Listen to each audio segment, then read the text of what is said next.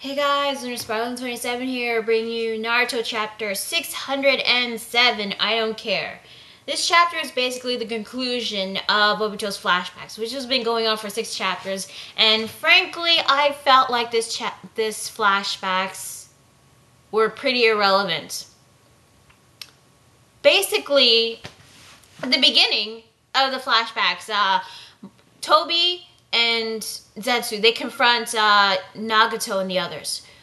Toby tries to convince mostly Nagato to join their organization so they could use Nagato's eyes to create a better world. You know, the same spiel that Madara gave to Obito. Where there's light, there's darkness. Whether there's hate, love, there's hate. Whether there's peace, there's wars. Whether there's winners, there's losers. Yeah, that usual stuff. But I think the best thing about this flashback was when Yahiko, right then and there, he assumes that Toby, when he claimed to be Madara, wasn't Madara. That was a good thing. Also, he says that he doesn't buy Obito at all. He just assumes that Obito wants to use Nagato and the others. And he says that he's going to respect Jiraiya's wishes, you know, understand people by knowing their pain, which is a step closer to obtaining peace. He basically tells Obito, don't come to us, screw you, we're going home. So, yeah, so Kona and Yahiko, they leave. But before Nagato leaves, Obito says to him, one day you will understand. And, you know, that's actually the only good thing about this flashback. Some of those flashbacks were a bit completely irrelevant. They're just basically confirming how, you know, how Obito became Toby, basically. I was just hoping that in this flashback we could get to see Nagato and Conan joining Toby and Zetsu. I'm assuming that they allied themselves because right after Yahiko died. That's what I assume.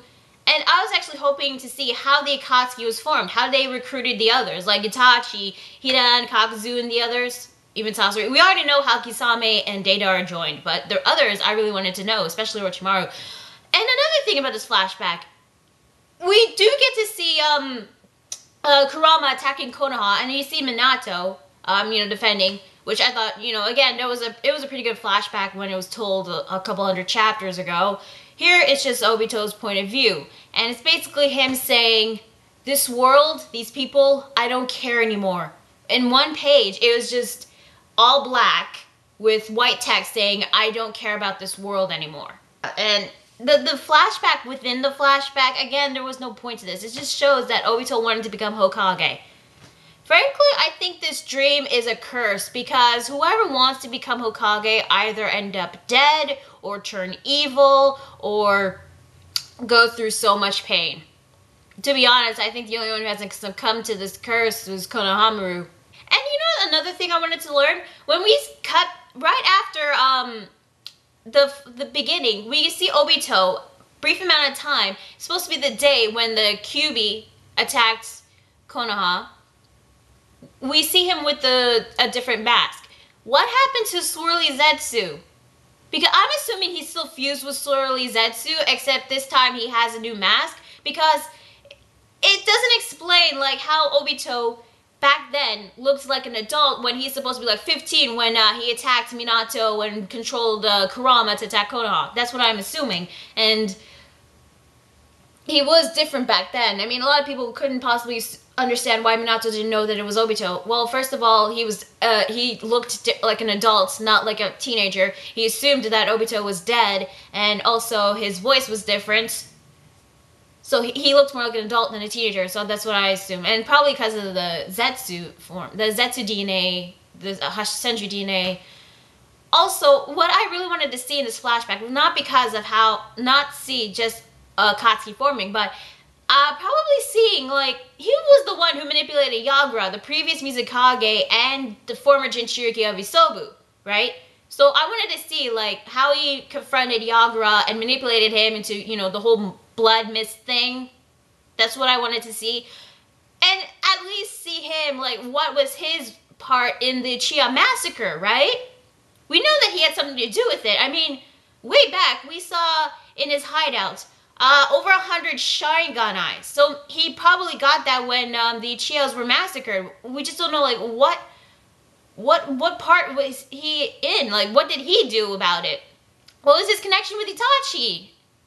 But no, we don't get to see that. It's basically just seeing him at Konoha. Get to see Kakashi visiting Rin's grave. Apparently she's not a traitor. That's what I can definitely confirm that.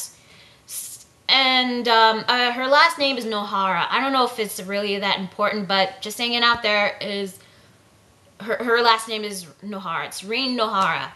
And basically, I guess one new thing we do learn is that Naruto's birth was apparently top secret. I guess because Kushina was married to Minato, the Yellow Flash, and Kushina was a Jinchuriki, so I guess that's why they have to make it top secret or something, you know, to protect, you know, to make sure that, you know, they could like re-steal Kurama into Kushina. But then again, what the hell is the point of keeping it top secret that Minato has a son?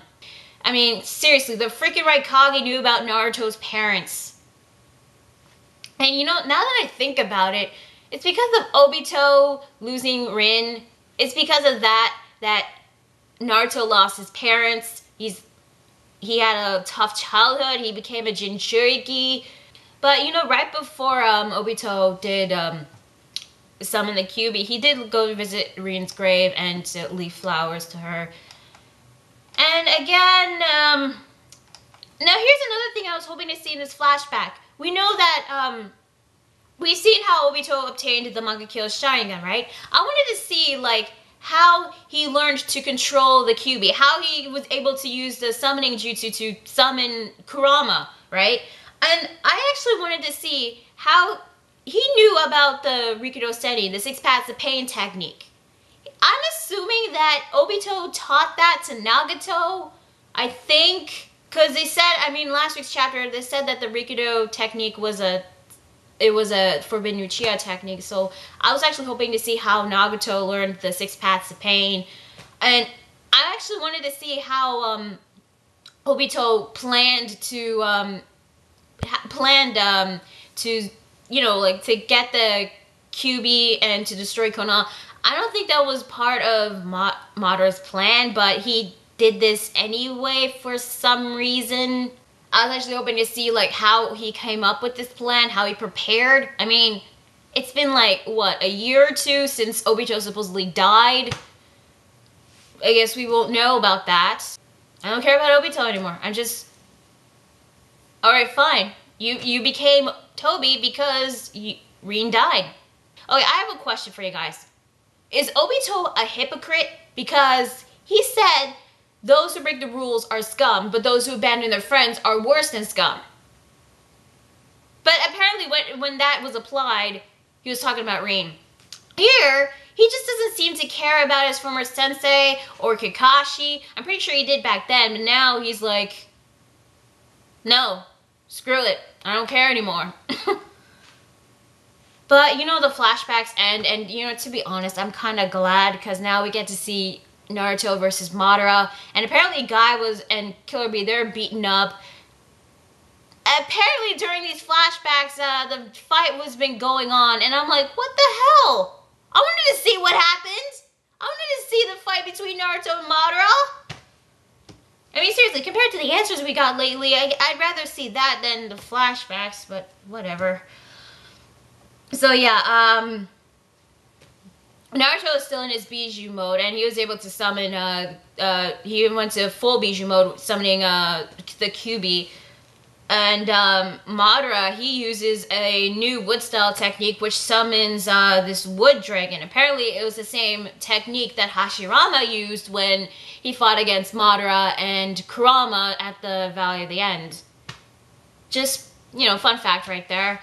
So, yeah. The Nine Tails and the Wooden Dragon, they clash, and it looks like that the Nine Tails beat it. It destroyed it. And then Kakashi asked Obito, why did you side along with Madara? So apparently during those flashbacks, it was just basically Obito thinking about that instead of telling Kakashi the reason. And you know, to be honest, I don't think Kakashi should know. Because if he does know, he'll be probably pissed off and try to punch him in the face. But then again, knowing how this fight is going to go, I'm going to go on a limb and say if, hypothetically, Kakashi knows the reason why Obito is doing all this, he'll try to use that talk no jutsu or Jesus no jutsu, whatever you're going to call it, you know, the infamous speech that always convinces the bad guys that what they're doing is wrong and that they should do, you know, join the good side, which I can definitely see Kakashi doing to Obito, and that would really, really suck. But then again, it would be pretty obvious that will happen. So basically, the chapter ends with Obito saying, I got nothing more to say to you. All that's left is the final battle. And that's basically where the chapter ends. This chapter is... I don't know what to feel about this. Honestly, I'm a bit disappointed that the flashbacks ended so soon. But from what we've seen in this week's flashbacks, I'm kind of glad because there's still some questions that haven't been answered. Like how the Akatsuki was formed. Or how did Madara give Nagato the Rinnegan? And what was Obito's part in the Chia massacre? How did he know about Kushina and her being the Jinchuriki? How did he learn to control Kurama? And why, and when he had to fight Minato, what happened to Swirly Zetsu? And wasn't he the one who manipulated Yagura, the previous Mizukage? And we don't get to know that in the flashbacks? And also, the most important thing, the number one question, why did Kakashi kill Reem? Maybe we'll know this in a next couple of chapters, maybe we won't. All I want to know is, like, why did Kakashi was the one who killed her, and I want to know why. There will be no chapter next week, so we'll probably have to expect it next week because Naruto is on a break. And yeah, but what I can tell that from the next chapter, it's going to be Madara versus Naruto and Obito versus Kakashi. I already said, like, well, how the Kakashi and Obito fight is going to happen. As for Naruto and Madara, Naruto is not, I know Naruto is strong, but Madara is immortal. He's got tons of jutsus. The Rinnegan, Eternal Monkey Kill, Sharingan, Wood Style, Susanoo. The freaking 5 Kages can beat him, and I know Naruto's the main character and all, but he's definitely going to have a hard time facing against Madara. The only way I could actually see him beating it is either teaming up with someone really strong, or try to seal him, but then again, try to seal his body, because they can't kill him, because he canceled the Edo Tensei technique. He's immortal.